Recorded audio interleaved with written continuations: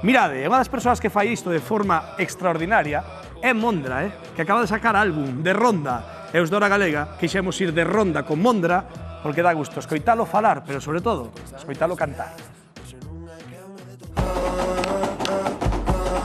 Ola, ola, eu son Mondra, artista, cantareiro e bailador e veño de presentar o meu segundo traballo discográfico de ronda. Estou rouco enrouquecín e da maza que tú me diches. Como te achegaches ti a esa parte tradicional da nosa música? Pois mira, a miña familia meteume a aulas de pandeireta de baile tradicionais en asociacións culturais do meu concello e foi aí onde por primeira vez entrei en contacto coa nosa tradición oral, pero máis tarde, con 16, 17 anos, descubro esa outra parte de que todo iso que a mí me aprenderan pois viña dunha chea de mulleres que ainda vivían e que durante toda a súa vida cantaran e bailaran eses puntiños, non? E comeza a interesarme tamén artísticamente, non? Como se colea o peixe no río. Tamén tiven a sorte de medrar escoitando xa unha chea de mulleres precisamente que cantaban na nosa lingua, Guadi Galego, Sés, Mercedes Peón, por suposto.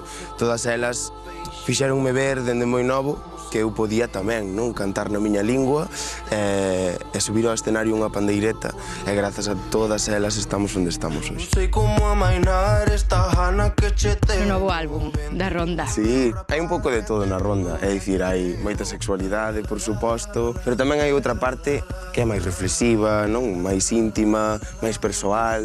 A fin é un disco moi meu, moi persoal, que fala de min. A canción que escollería Mondra e a canción que escollería Martín. Pois eu creo que Mondra escollería Teño caldo quente. Teño caldo quente, quérelo probar. Que fixen todo o disco a carón de Heavy na produción, pero Martín escollería máis ben cantar unha que se chama Se Queres, que ademais estamos no meu barrio en San Pedro, e fala de baixar pola rúa do medio que anda por aí, non?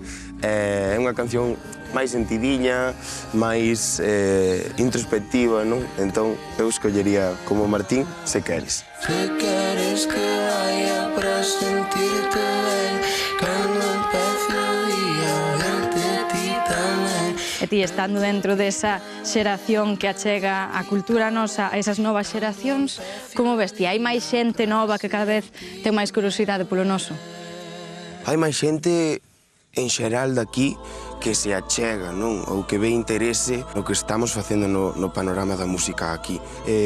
A xente nova, a fin, é o futuro da nosa lingua, é o futuro do país, e se nós podemos facer algo por xerar conciencia, non? E por ser referentes neste sentido para todos e todas elas, pois será un éxito e será un triunfo.